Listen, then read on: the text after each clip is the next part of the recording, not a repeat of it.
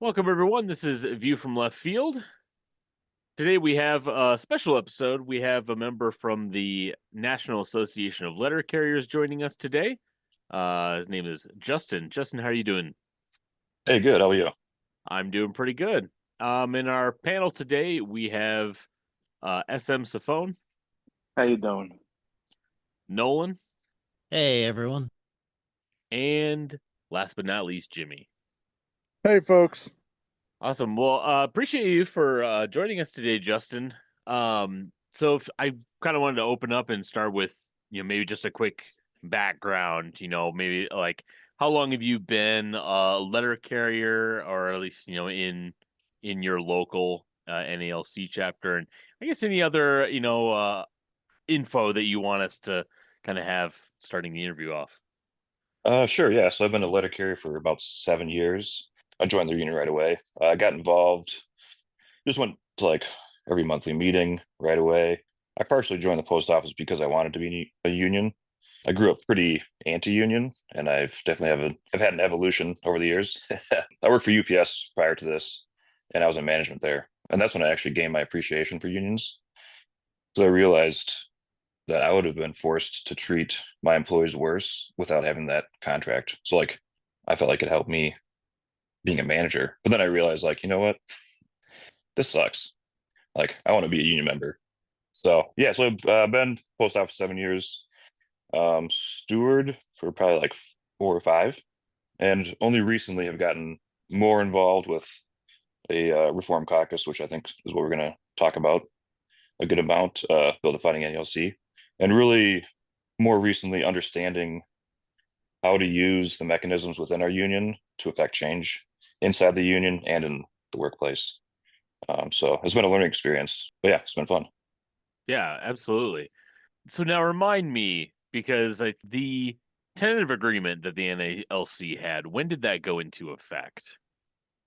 Just recently, so we got the decision from the arbitrator. I think it was the end of March. Okay. And so like the new pay that came with that just went into effect like a month ago. And some of like the contractual provisions, which I'm personally not happy with, go into effect like this summer into the like early fall because they have 180 days to like put that into effect. So, but the pay started a little sooner. So yeah, I'm almost 2 years out from our last contract expiring. So, you know, Wow. yeah, which is kind of Um, crazy. yeah, and I think I had read maybe an article or two, I think before the tentative agreement went into place, or maybe it was around that time, and I thought I had seen certain things that were being surrendered, right? Like as far as I thought it was there was overtime language that was being surrendered, wasn't it? Yeah, A couple other things I thought I had read. Speed ups, I think I saw as well. sure. Yep. Yep. What can you maybe has have any of those been implemented in the local yet? No, not yet. So that's some of the stuff that will be shortly. And some of them are, they can sound good if you don't pay attention to the words very well, So like now as a career employee, I was a non-career employee for 2 years.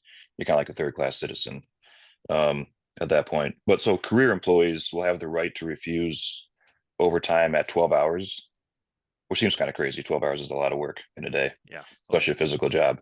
But at this point, with the new language, we can just walk off, bring our mail back, walk off, and we can't be disciplined. But you have to look closely at the language because it's only career employees. And so, Mm, what I'm afraid of, and a lot of people are afraid of, is that sure, somebody like me can walk off at 12, but guess who's going to take that extra load? They're going to force the non career employees. And they're the ones that are most scared. They don't know their rights as well. mm, They feel like they're always on the edge of not having a job, potentially, even though they do have protections. While it might seem like a good thing, I think it's going to backfire for the most vulnerable carriers out there. So yeah, that was definitely giving up language for sure in my book. Although national touts it as a win, of sure. Yeah. course. So yeah, that was one of the big things, and one of the big reasons why I voted no. So yeah, and the pay, but contractual reasons that was one of the big ones because I know they're going to get abused more. Mm, So yeah, yeah, absolutely. yeah. Now that makes me Yeah. come up with this follow-up question. What is the difference between a career employee and a non-career employee? Yeah, That's that's a good not question. language Yeah. a Yeah. lot of people So outside of the post office really understand. yeah, I can explain that. So um, basically, your pay and benefits are a lot worse as a non-career employee. You also don't have your own route. So when you first start, you start as a CCA or a city carrier assistant. You fill in whenever they need you. Um, the job description says it's a part-time job. It's a part-time job that comes with probably like 50, 60, 80 hours a week. So not very part-time. You have no control of your schedule. You can work 7 days a week. Um, technically, they could work you 360 days in a row without having a day off. And then you have a break in service for 5 days, and then they'll reappoint you. The pay is way worse. Um, I think it just got bumped up to like $20 an hour. Um, and then you basically stay at that rate until you convert. We do have in our contract now, the maximum is 2 years to become career. Then you start getting those better federal employee benefits, um, like time towards your pension, um, better health insurance. And then that's when you start on the pay scale, like many union jobs, um, where you get steady bumps up until you hit the top pay. So really, they're almost like the backbone of the post office, but they get paid the worst and they have the worst benefits. It I don't know if almost that answers sounds your like question. it almost sounds like a bastardized version of an apprentice.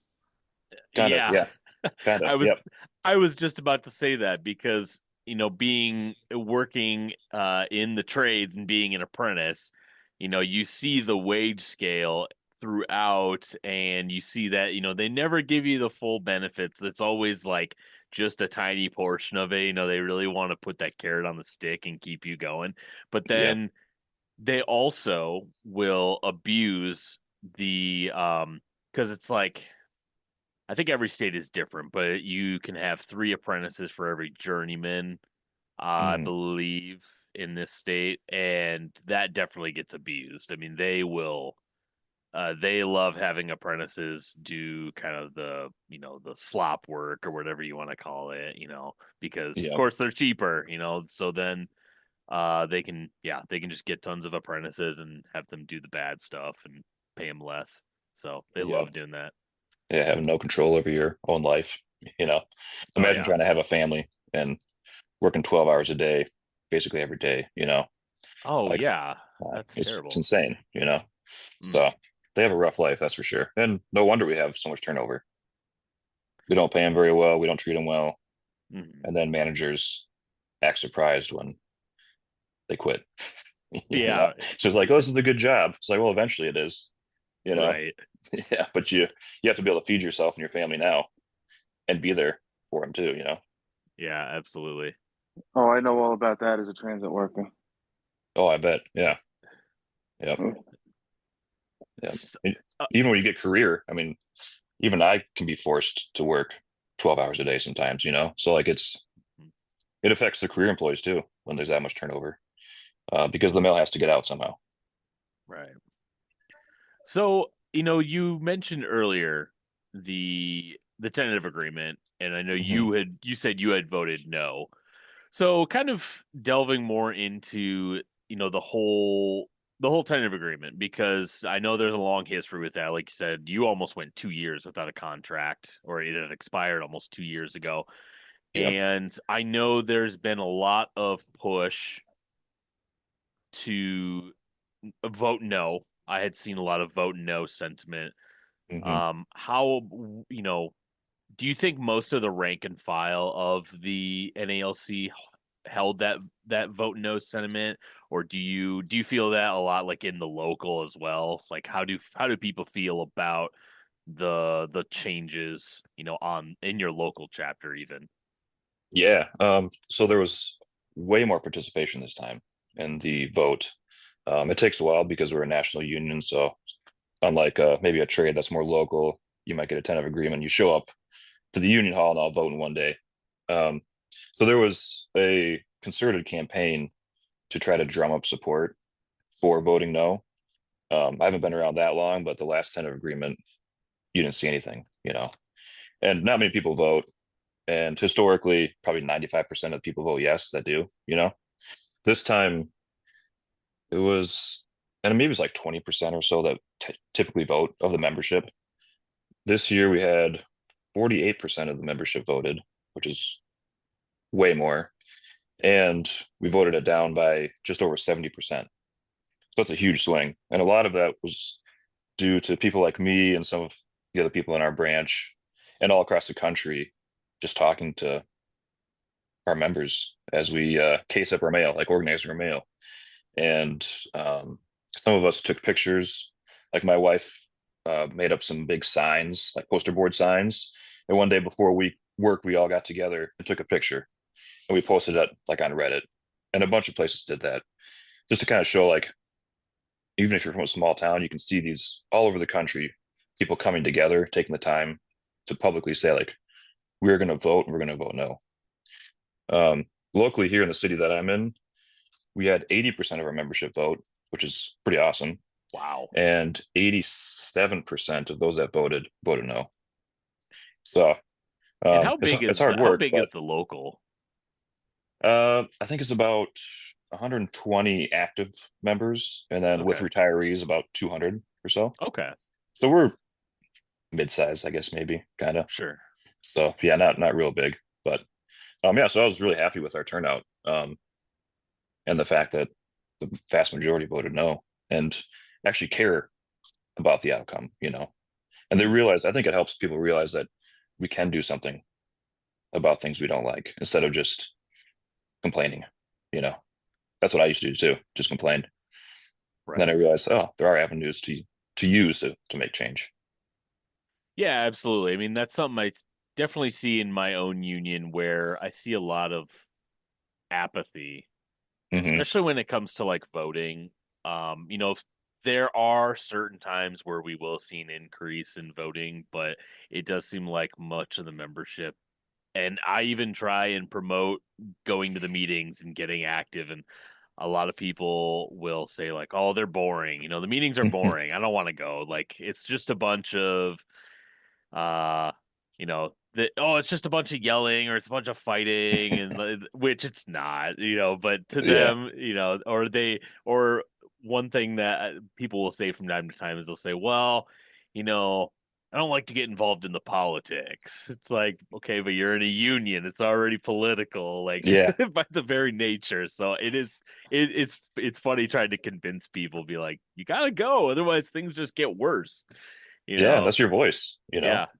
Like, we don't just pay dues and that's it. It's not, ideally it's not a subscription service, That's what many unions have turned into.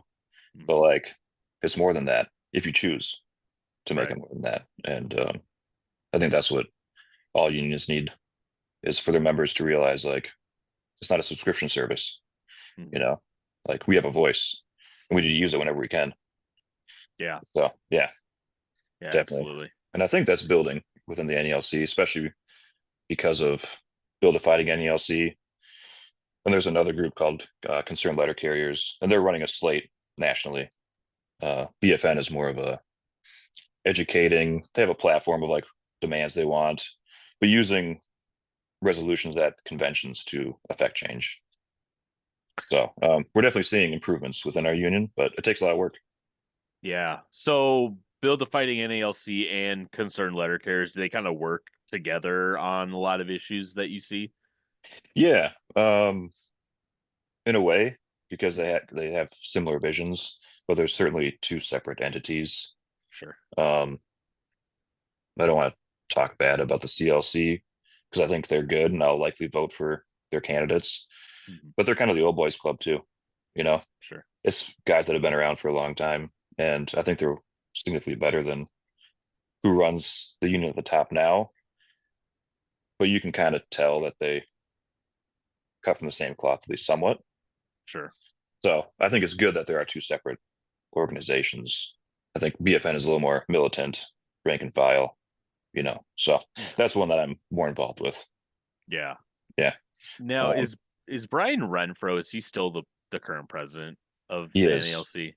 He is. Yep. So, how did he affect negotiations, and how do you think his, whether you want to call it leadership or lack of leadership, how do you think that impacted the tentative agreement, and I guess also how the rank and file, what's like their sentiment towards, Brian as of right now? How do people, especially like in your local, do Yep. people even think about him, or do they, have ideas about his leadership? Locally, I think the vast majority would don't like him, and some are probably just apathetic of like, yeah, whatever. I mean, he definitely affected the time of agreement. He was basically the sole negotiator.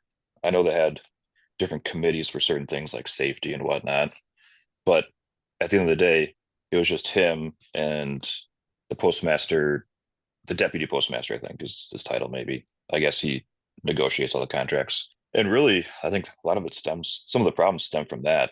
Like why wouldn't you bring in these other national officers into like negotiations? It was just him. So we had no idea what was going on for the last 2 years. And that's what made BFN kind of coalesce, I think, was that there was no open negotiations like whatsoever. And so that was the starting point of BFN, was pushing a resolution for open bargaining at the National Convention in Boston last year.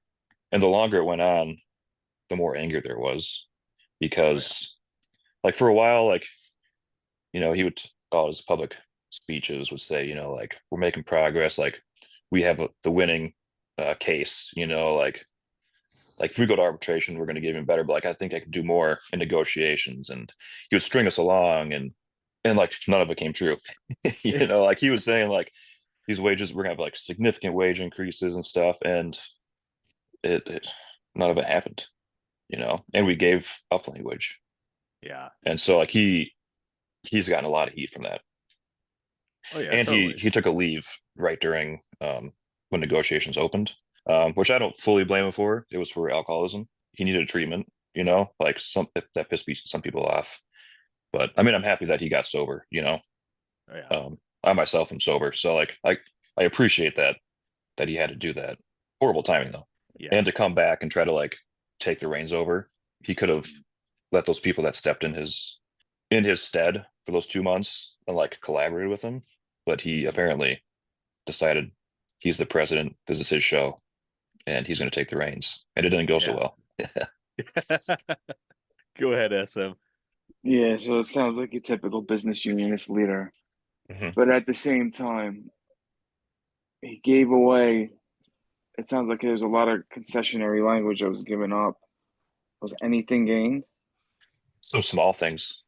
There are a couple things that will help those CCAs. They're minor, but like, hey, a win is a win. Um, so they're going to get. But does it equal out to the what was given up? Oh yeah, no, no, I don't think so. No, yeah, That's a major problem. Yeah. yep, yeah. Like there was a couple good things. Like they now have to have 1 day off a week, and so that is a gain, and it has to be scheduled a week in advance, so management can't change it. So that's one problem of being a CCA, is that you can come back from delivering 12 hours in a day, and you think that you have the next day off because that's how it's been on the schedule for the last week, and they can just change it on you. And so now that is going to be different, where they know like I'm going to get Wednesday off. So that is a win. But yeah, that doesn't, I don't think that weighs the how they're going to get screwed with letting career carriers walk at 12. So there were tiny little things. So Yeah. I got to give credit where credit's due. That will help their quality of life some. Yeah. I definitely, like SM said, especially when it comes to the business unionist mindset, because we were just in negotiations recently too in my union, and that is one thing.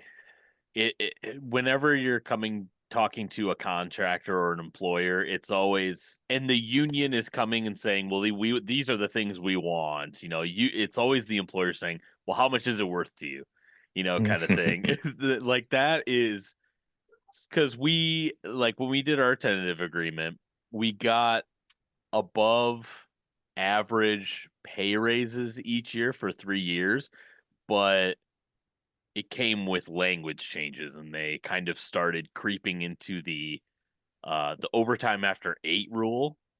They started Hmm. chipping that away just a little bit, and that's where I've tried to tell guys in the union like don't give that stuff away because it's so hard to get that back once you give it away.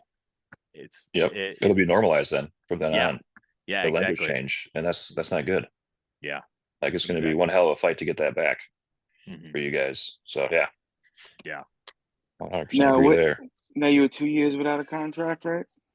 Yeah, we were close to 2 years without a contract. Yeah, Does this contract include retroactive raises? Are you getting retro pay for the time? we are. Yep. So that is a good thing. So we went like 2 years without a raise. We will get back pay eventually. They expect it to be in the fall. Um, so yeah, sometime we'll be getting that back pay. So I guess that, I mean, Yeah. that is a good thing, but I would rather just have a contract. And Right. then the other thing is that it ends, this now contract ends next May in 1 year.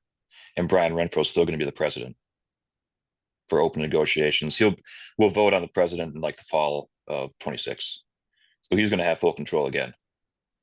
So there's actually some calls for a special convention right now, which is the hurdles are extremely high to reach to call for a special convention so that delegates can vote on resolutions instead of the executive council. If that makes sense. I don't know if that's all unions work, but like during convention, the delegates that are sent are the supreme body, the deciding body. Outside of convention, which is only 1 week every 2 years, so a very short amount of time. After that, it's the national officers that vote on things. And so the idea is to call for a special convention so that delegates from all over the country can come and vote on constitutional changes so that the national president, whoever they are, Renfro or somebody in the future, can't just go it alone again. Mhm. Um, I don't know that that's going to happen because the hurdles are incredibly high. Now, I see Nolan wants to ask something, but I want to give another quick follow up. Yeah. Uh, I'm currently, I've had more than 2 years without a contract in my local. Ooh. And I noticed that a lot of the members are more concerned with, hey, we're going to get a big retro check than, hey, we should have had this contract 2 years ago. Mhm. Is there any sentiment within the NALC of members being content with just getting a retro check as opposed to getting shit done when it's supposed to get done and maintaining some semblance of standard of living? Yeah, somewhat. I mean, there's definitely talk in the office of like being excited for it, especially I don't know if this holds everywhere, but like the younger guys, like in age, you know, they're excited to get that big check and, like, oh, I'm going to do this with it or that. So that is like a carrot that's kind of dangled, like Oh yeah. even though we should have been making that money the whole time, that would be optimal. But there are some people that are really looking forward to that check. And that always sucks that you've been more than 2 years because it's not fun. And I Right. feel like the longer it goes, the more people that just like are desperate for that raise, whatever is given to them. And so they're more likely to just be like, whatever, Yeah. I need this money. So Yeah. Yeah. It's sadly, unfortunate. It's unfortunate they get put in that position where, like you said, carrot on a stick is just dangling from them. Okay, well, it's hard enough. I might as well just cave in, yeah, unfortunately. So yep, yep. yeah. Nolan, go ahead. Yeah, couple questions. Does the contract have language that until when the contract expires, until a new one is negotiated, the current one is retro? And also, what has been the effect of the new administration on your union and the workplace? Thank Yeah. So for the contract when it expires, the language all holds, but we just don't get any raises. I don't know if that answers that question exactly, but like, the work rules don't change at all. They just hold. It's like a holding pattern. Um, we do have COLAs, cost of living adjustments in our contracts, but those are just put on a holding pattern, even though they're calculated. So like for 2 years we got nothing, not even colas. Um, so yeah, and then the current administration, obviously, it's a definite worry. We held rallies. It was actually called on by our national, which is pretty rare. They don't usually like being in public, and we held one here, and it went really well. We had some great speakers, one of whom is on this call right now. He did a great job. I was the MC, and it was pretty cool to see. Like our members locally aren't used to collective actions. We're not really in a union town historically. I guess we were, but we don't see other unions going on strike ever, you know? And so to get out there in public, holding signs and having speeches was a good thing. That was to try to push back on the privatization of the post office, which we now have a new postmaster general because Trump pushed out the last one, who was also not great. But I guess that tells you potentially how bad this new guy is going to be, because we thought DeJoy was bad, and Trump didn't think he was doing a good enough job of what I would assume is prepping us for privatization. Right. And yeah, this new guy, David Steiner, yeah, I think is his name. He's coming from FedEx, so that might tell you something. Yeah, a company that might Yikes. want to just chop us up and take the profitable parts and leave the rest. And, Yeah, so we're definitely in a fight, and it is a struggle because we are hampered by laws. And so like I don't know if you ever heard of the bill in 2006. It was the Postal Accountability Enhancement Act, and it forced us Yeah. to okay, you've heard of it, yeah. And most people have not heard of that. If that wouldn't have happened when we had to pre-fund retiree health benefits for about 75 years in advance, we would not be struggling so much. You know, we maybe wouldn't have a table two like a lot of the unions do, but like that was a direct from that bill. Like the post office almost had to make a table two because they were putting billions of dollars in this fund. No other company, agency in the world has to do that. So yeah, Congress has a whole lot of power over us, and they've been prepping us for privatization for quite a while. God. And this might be the time where they actually push it through. And I know Jimmy's got a question, but I believe didn't the current Postmaster General also work at Amazon during times there were fires at warehouses and other safety violations when he was one of the heads of safety? DeJoy or Steiner? The current one, Steiner, I believe. Steiner. Okay. Someone can correct me on that if I'm incorrect. I haven't heard that. DeJoy came from XPO, was like a freight logistics company. Maybe Steiner was at Amazon. I know before FedEx, he was the CEO of Waste Management. And there's a video of him bragging about how he brought like the organized workforce at Waste Management from like 38%, or I forget what percent it was, down to like 20. So he's very anti-union, but he might have been at Amazon too. I don't know. He hasn't taken the reins yet. He's been approved, I guess, but he hasn't. Oh, I apologize. I'm thinking David Creeling, who now leads OSHA, but he was a Oh, UPS and Amazon exec. gotcha. Yeah, that's not good. Yeah, that's not good for workers. Go go ahead, JB. Yeah, so this is very good as far as giving a perspective of basically a lot of the workings that people have no idea about as far as the Postal Service, as far as the union is concerned. But I mean, from the most people's perspective, it's not a very high opinion of the post office.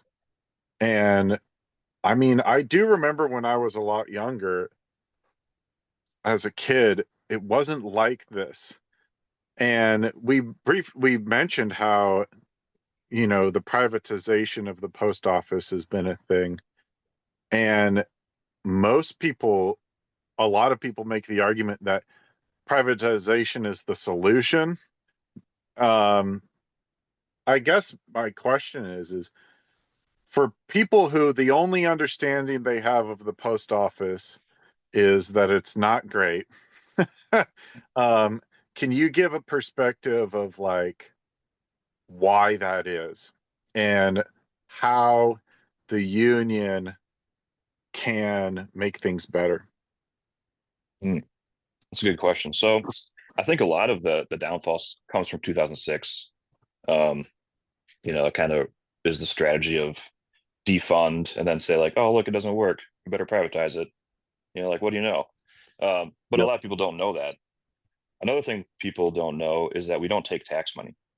So a lot of people think that their tax dollars are going to the post office. But we are funded by postage. So what you pay for a stamp or your package. Um, so I always try to tell people, make sure they understand that. I actually gave a speech at our in our city's hands off rally in April, and that's one thing I made sure to mention is that like we are not a burden on the taxpayer because we don't take any tax money. Mm. We're just a service, and we kind of help to bring down UPS and FedEx costs, or not costs, but like how much they charge because they have to compete with us, and we don't take tax money. Um, and then stemming from that 2006 bill is just like a slow decline of like we weren't able to put money into the changing economy. Where just imagine 2006, like how many times did you order anything online? Probably never, you know? And so during those ensuing 14 years, it was repealed 2 years ago, I think 2 years ago. Yeah. We weren't able to change our delivery network to reflect the changes in the economy of online ordering. And so like our sorting facilities are optimized for letters. Mm. We deliver tons of packages now. Oh, yeah. And so if we would have had those billions of dollars, we could have upgraded our sorting facilities and we probably wouldn't be in as much of a mess if we could have kept up with the times. A lot of our facilities are falling apart on the inside. Mhm. And we could have maintained things instead of now being like, oh no, it's falling apart. I guess we should just sell it off. A lot of small post offices are just being sold off. And of course, that works well for private industry or just somebody that's like, oh, I want an old historic building for super cheap. You know, I don't know if that fully answered your question. I It almost kind of it forget the, definitely, the full question yeah. at this point. No, that's very illustrative. I remember seeing a comedian, I can't remember his name, but he was like, it's not like a business. You can't just fail the post office and then start a new one. It's the post office. Yeah. Like Yeah. it's like it's a staple of our entire society. Um, what was the name? Do you know the name off the top of your head of that bill that you mentioned from 2006? Yeah. It's the Postal Accountability and Enhancement Act of Okay. 2006. Yeah. And it was, I Interesting. think, fairly bipartisan. Um, Huh. and when it first passed, we were actually able to like make those requirements of setting those billions of dollars aside. But then, of course, 2008 happened and that changed everything. Yeah, Yeah. Um, gotcha. plus, just the changing dynamics of the internet and ordering things online, all this stuff came together and it was just impossible to stay afloat. I remember watching a congressional hearing. This was probably like 5 years ago, and I didn't know as much, but it was talking about potentially privatizing the post office. And there was some guy on there from private industry. I forget, it's 5 years ago, but he said at that point, he was like, no one would want to take over the post office with that mandate. Like no company in the world could survive with it. Yep. They would just file bankruptcy, be like, oh, screw it, we're out. And Yep. he even said like that's impossible. Like, how could you force the post office to do that and then be surprised that it's not successful? So, Yeah, I mean, definitely. we're funding Yep. health benefits for people that weren't even born yet that would work a full career at the post office. Like, that's wild. Mhm. It's not even like we're only funding my 7-year-old daughter's potentially if she was become a mail carrier. It's like people aren't even born yet. It's Yeah. wild. So So, kind of on that same, point of privatization, because we have mentioned a lot of the threats of that. What, as far as if something like that happened, I think and this is something I didn't realize until recently too, was how much people, and this is something I'd like you to even touch on, is like how much people rely on the postal service to get medications, and Mm. even like the rural areas of the country. I mean, especially um yeah, like I said, very, very rural areas. I mean, they are probably only getting USPS out there. I mean, I doubt the private companies, UPS and stuff, want to go there. Yeah, How? I mean, I imagine a privatization for them would be devastating. it would. Yeah. And part of the reason why their prices aren't, 4 or 5, 6 times the amount that it is to deliver in a city is that we have a universal mandate to deliver everywhere in the country, no matter where you live, for the same price. So a first class stamp doesn't matter if you're sending a letter from somewhere within New York City to like a few blocks down, or if you're sending it to the most remote tiny village in Alaska, it's all the same price. And so UPS, FedEx, they're not going to do that, but we do. And so, and we do deliver a whole lot of medication. I mean, every single day I have bottles of medication in my satchel as I'm walking my route. And it's especially for those rural areas where they might be, maybe they're an hour drive from the nearest pharmacy, maybe more. I mean, in some really remote places, I'm sure it's even more. And so to be able to have it delivered to their mailbox, especially if you're elderly or what have you, it's a true lifeline for those people. And not to mention, like, I mean, we see the closures of all kinds of general stores and stuff because of Walmarts and everything like that. And they can order things online and they can be brought to their door. And if they didn't have that, maybe they just wouldn't have access to those things. So yeah, and I think the universal mandate comes from obviously prior to e-commerce and stuff, but it was to make sure that people were informed all throughout the country. We used to, back in the day, ship lots of newspapers. There used to be way more newspapers, obviously. Um, and so like we would spread all this news across the country. You weren't just stuck with what you had right in your town. If you wanted a different perspective, you could subscribe to a newspaper and we'd deliver to you. And it was all the same price. So yeah. Yeah, awesome. Yeah. So kind of to pivot a little bit, because I don't think we've talked about it too much. We've mentioned the Build a Fighting NALC. I had certainly seen kind of an uptick in people being interested in it around the time of, the first tentative agreement being dropped, or the info, and because what was it, Mhm. 1.3% that they wanted to give for a raise? Yeah, Um 1.3 for the 3 years. Yeah. yeah, that's Yeah. insane. Yeah. But yeah, that's kind of when I started seeing the caucus more getting some promotion, Hmm. online, Yeah. from members and also outside organizations, kind of saying like, hey, there is a caucus in it. You know, Yeah. um, can you tell us a little bit about the caucus, and is there, I guess, are there things that they're wanting to achieve like in short term, and then maybe some things that they're also trying to achieve long term, within the union? Yeah. Yeah. So like I was saying before, the first thing was I wrote a few things down here. Um, but it was open bargaining. And so at the last convention, for an outsider, like you guys aren't in the union, the tentative agreement was probably the most uh, out there thing like online. But for being a member, that open bargaining fight was really kind of put them on the map. Um, because this was my second convention. I've been lucky enough to go to two of them.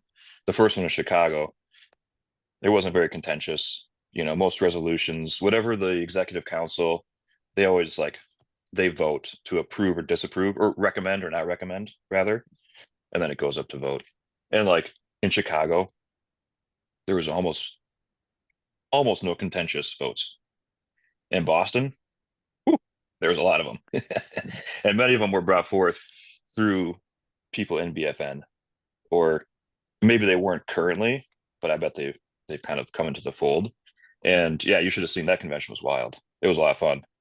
There was a whole lot of division, like teller votes. Um, it was completely different than Chicago. So that's where they started. It was fighting for open bargaining. Um, Another thing that they're fighting for is full colas for no matter where you are in the pay progression, you get a full cola. Right now, that is not the case. So I'm pretty low on the pay table. Obviously, milk costs, like 70% of what it does for someone at the TET scale, right? It costs the same. So It's like, so why when don't you we all get say the same? when you say full cola, because like in my union I don't have cola. So Sure. so when you say full cola, can you explain that? Like what I guess Yeah, what that means? Does that mean like a CCA doesn't get the full cola amount if it's implemented? sure. Yeah. So like in our pay scale, like let me look right here. So like where I'm at currently, I make 77% of what somebody does at the top of the pay scale. Mm. Does that make sense? So then Yep. there's, steps every 46 weeks for us. So I would get 77% of the bump in cola that a top carrier would. So if I was like a brand new career carrier, I would only get 61%.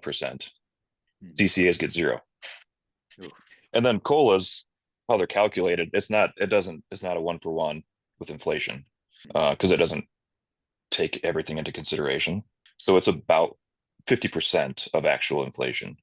So the colas aren't a true cola. I don't think that's kind of how it is with every union. I think that does still have colas. It's not a true representation of keeping up.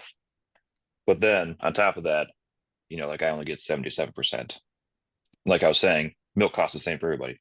You know, why don't no matter where you are on the pay scale, try to keep up with inflation? Like that's the point of it, I think. Right. Anyway, um, the other thing, so a few other things. A $30 an hour starting wage. Um, we're very far away from that, but certainly a good goal to have.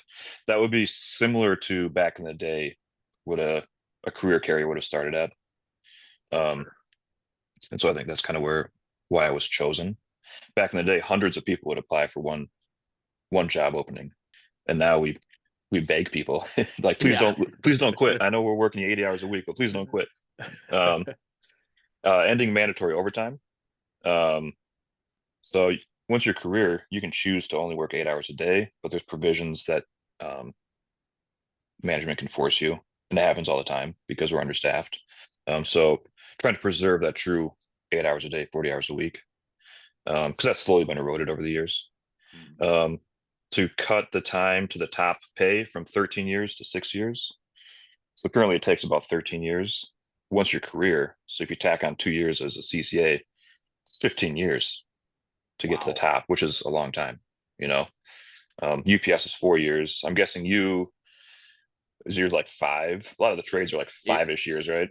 yeah, ours was 5. It actually recently just got knocked down to 4 years. Oh, nice. So That's awesome. yeah. That's But good. yeah, but I think a lot of the building trades are pretty much in that 4-year Yep. range. So Yep.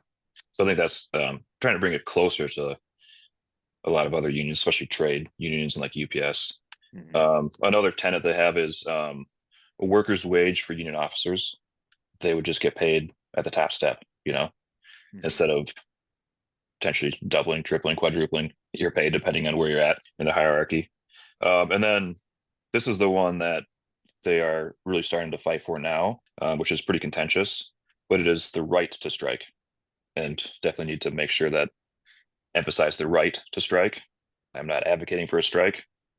I would prefer not to get fired. But when it comes down to it, all we have is our labor, and we can withhold our labor, and we're not able to strike. So not only is it illegal for us to strike, but it's also in our contract. So the idea is to fight for the right to strike. So take it out of our contract that we can't strike, and then maybe someday the laws will change. You know, Yeah. until then What it was won't it? matter. But that's Was kind of it like the main fight now. was it Taft Hartley, I think that someone remind me. That SM, you probably yeah, it know. might. Well, no, for the post office, I think it was the 70s. There was a nationwide post office strike, and in response, it was made illegal for post office to strike. Okay. Yeah, yeah, And and it was a strike that essentially formed the unions in the 70s, I believe it was. Yeah, yeah, we were a union before that, but it was not really a union. Um, and yeah, I think before that it was still illegal for federal workers to strike, but I could be wrong though. Um, but yeah, so we went on a strike in the 1970s. It was it's the largest wildcat strike in our country. It's a pretty cool history if you've haven't heard much about it. Um, but they always say like our greatest national president came from that strike, and he was just a rank and file guy, which is pretty cool. Yeah. So, but yeah, that's a lot of changes happened in 1970 for the post office and for our union, and we actually became like a union because we had collective bargaining rights. Before that, we would just go to Congress and beg for a raise. Yeah. And that's kind of what set off the strike actually, because they gave themselves like a 41% raise, I think it was, and they gave postal workers like I don't know 4%. I can't remember what it was exactly, but you know, imagine that. Like they're happy to give themselves raises. Of course. Yeah. Awesome.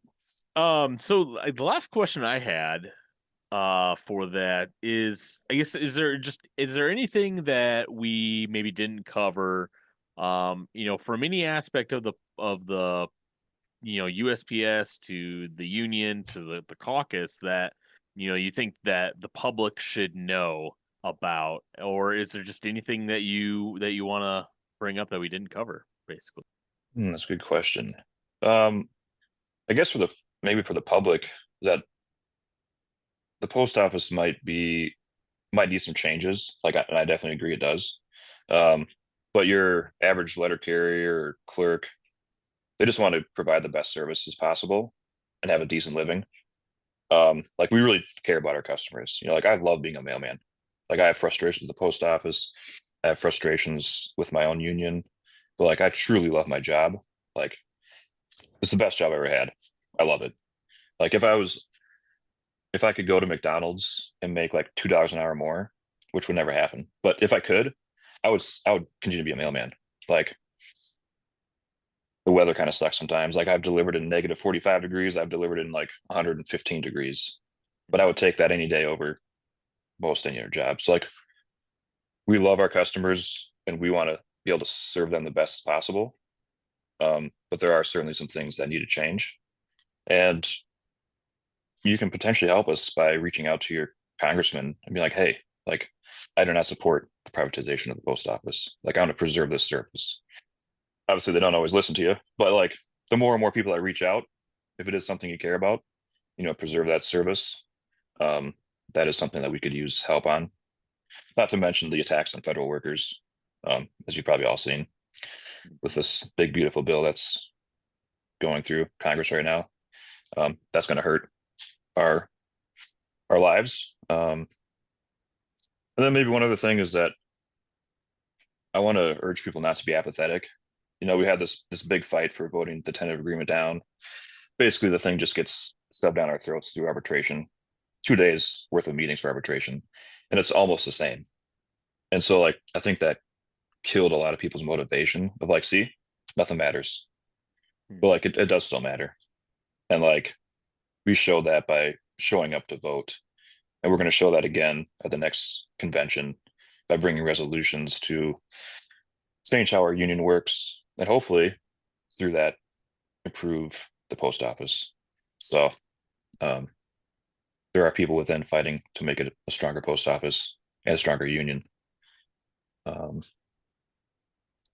yeah, other than that, I guess maybe one other thing. I was mentioning the Vince Sombrado. He led the 1970 strike. Um, our union is a business union for sure, but it wasn't always that way, especially when Vince Sombrado led the carriers in New York City on his strike. Um, and everybody in like national level brings up how great Vince Sombrado is, but then whenever we start acting like him, they're always like, "Whoa, whoa, whoa, hold on there, yeah, quiet down, stay inside, don't go outside, yeah, put those signs away."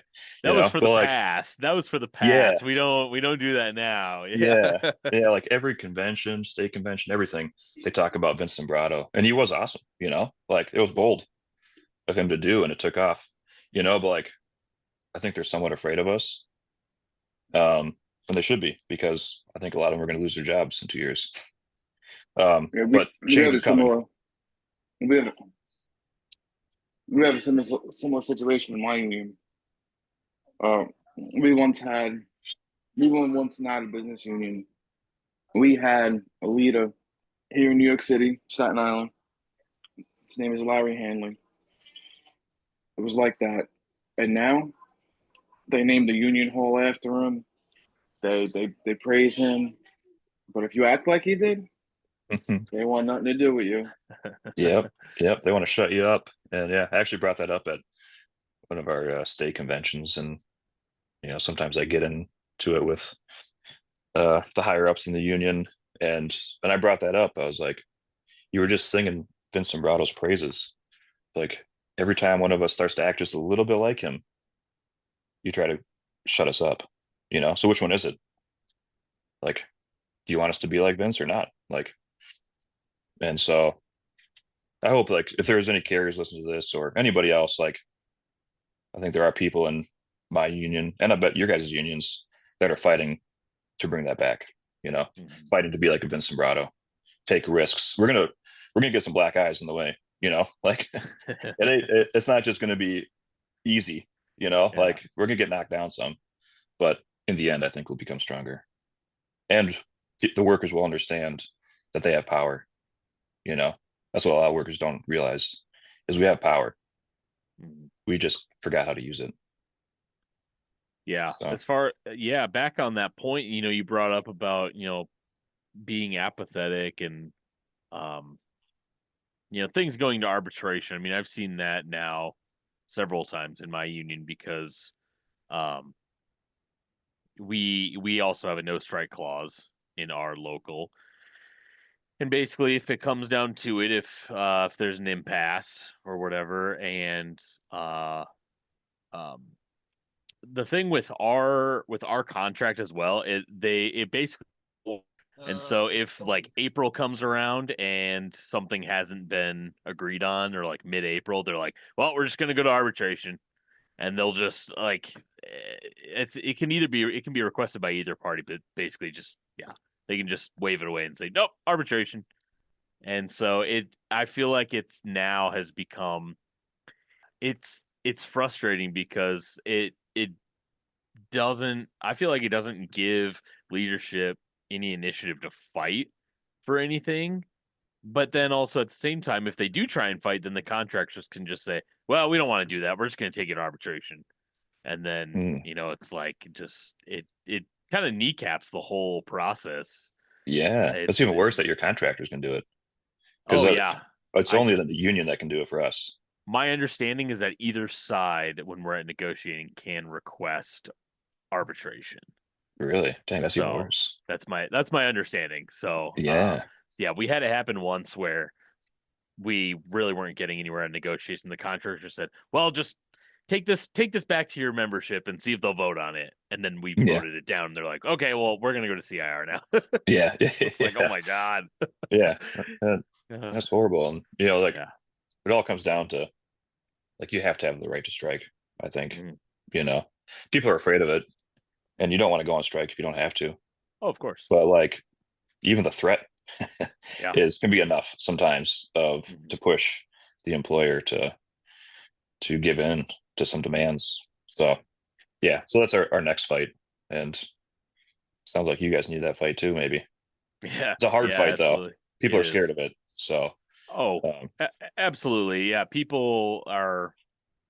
I mean, even if you mention the idea of striking or like removing a no strike clause, people are like, "Oh, why would you want to do that?" Like they think that you want to remove the clause and then immediately go on strike the next day. It's like, no, it's not. I don't want to go on strike. I would love to just keep working, but it's because they don't give us a fair contract. They push us around all the time. We gotta, sometimes you gotta show them. Yeah, you have to have a line somewhere, and there has to be consequences. And and both sides are probably gonna get hurt some, but like that's the only way we've won the rights we have, not just in my union, but just workers in general, withholding our labor. So something we need. Yeah, go ahead, SM. On the strike ban. And this is something I urge anybody that works within the public sector in any way to look into. Learn the Janus decision. Okay. Yes, it was an anti-union Supreme Court case that was ruled in favor of, the Right to Work Foundation. But what we have to understand is it was ruled on free speech grounds. And the reasoning behind essentially making the entire public sector right to work, which is what the Janus decision did, was having forced agency fees and all that on people violated their right to free speech against the government because of public sector's government agencies. Well, what else is your right to free speech against the government? If you're striking against a government agency, isn't that your free speech? So there was a crack in that armor that was given for a fight. At this point, it's whether any union is ready to take that fight on. Yeah, that's another problem with it too. I mean, you bring up a good point. As like, if we had the right to strike right now, I don't think it would go well because we increased our voting percent for the tentative agreement to like 48%, but that was so easy. Like they send it to you in your mailbox, you check yes or no and send it back. We need 90% of people at least voting. Believe it or not, mail-in Yep. ballots are the hardest to get people to vote on. Yeah, but like it's even harder to go on strike. That's what I It mean. is. Like we need more participation, and we're working on that though. Like we're moving in the right direction. As long as the organizing is there, you got that. But Yep. and that's the key, is keeping the rank and file organized and ready to take up that fight. And unfortunately, none of the union leaders are even willing to do it because they just want to protect their cushy jobs. Yep. Yeah, they get paid a decent amount of money. Oh yeah. And they get to travel a lot. I think a lot of them love that, like they're like diamond status of Delta, like, oh yeah, I'm upgraded first class every time. So yeah. Right. Well, not me. Not your members. But I'll have to look that up more. I know about that decision, but that's interesting. Mm-hmm. I'll have to look that up. Yeah. Most definitely. Awesome. Well, one last time, is there any of the other panel members who have any questions for Justin? I just want to say this has been a rather enlightening conversation. Thank you for coming. Yeah, thanks for having me. It was fun. Never done anything like this before, so it's kind of cool. I've enjoyed. I've listened to a few of your guys' episodes, and they're good. So I appreciate it. I enjoyed them. Yeah.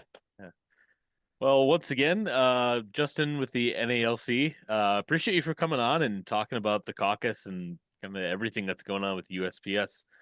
So, yeah, thank you Awesome. so much for coming on, and have a great day. And I hope you're off tomorrow for Memorial Day. I am. Okay, that's good. I am. At least if I was non-career, I wouldn't be.